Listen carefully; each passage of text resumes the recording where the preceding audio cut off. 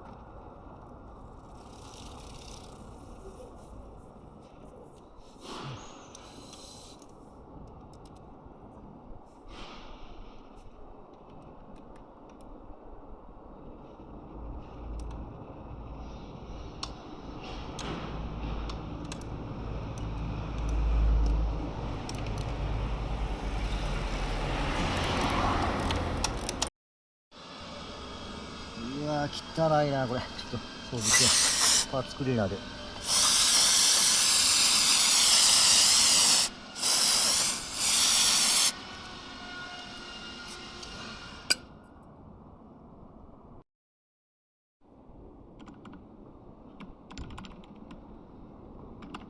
この音ですね。このボルトちょっと外してネジロック剤つけていったらおしまいかな。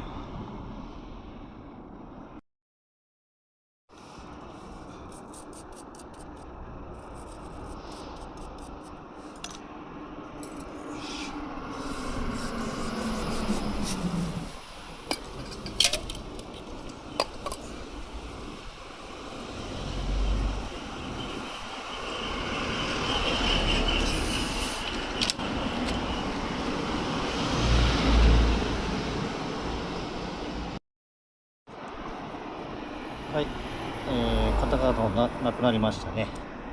これであとは、元通り戻していきます。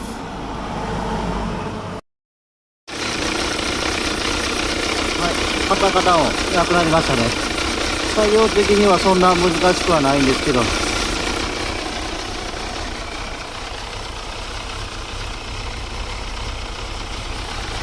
ょっとクラッチリレーズのブラケットっていうのかな、あれがちょっと割れてしまったんで、今応急処置で、